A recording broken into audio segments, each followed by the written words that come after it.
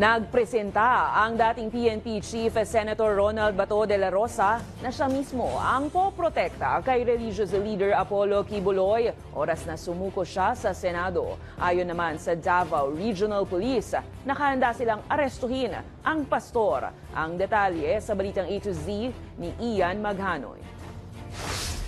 I'm willing to provide him security. Ako mismo, punta ka dito, tingnan natin kung may babaril sa'yo. O dito sa Senate building. Punta ka dito. Kung andito ako, walang pwedeng makakapatay sa'yo. Yan ang siniguro ni Senator Ronald de la Rosa kay Kingdom of Jesus Christ leader Apollo Kibuloy na hindi pa rin sumusuko hanggang ngayon. Nangangamba si Kibuloy para sa kanyang buhay lalo't hinahanting siya hindi lamang ng mataas at mababang kapulungan ng Kongreso kundi pati ng Federal Bureau of Investigation o FBI sa Amerika. Kaya para maibsan ang takot ng pastor, handa raw si De La Rosa na sumama sa pulisya para masigurong maging mapayapa ang pag-aaresto kay Kibuloy kung nasaan man siya nagtatago. Ang assist na situation. Titignan ko kung makibalita mo kung marami bang armas doon, maraming armas. O kung maraming armas, magdala rin ako ng masinggan.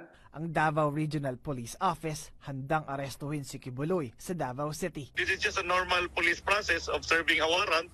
PRO 11 is ready to serve that. May pangambang armado ang kampo ni Kibuloy sa Glory Mountains sa Davao City at baka mauwi sa karahasan ang pag-aresto sa kanya. We all know that the members will be agitated by it, of course, no?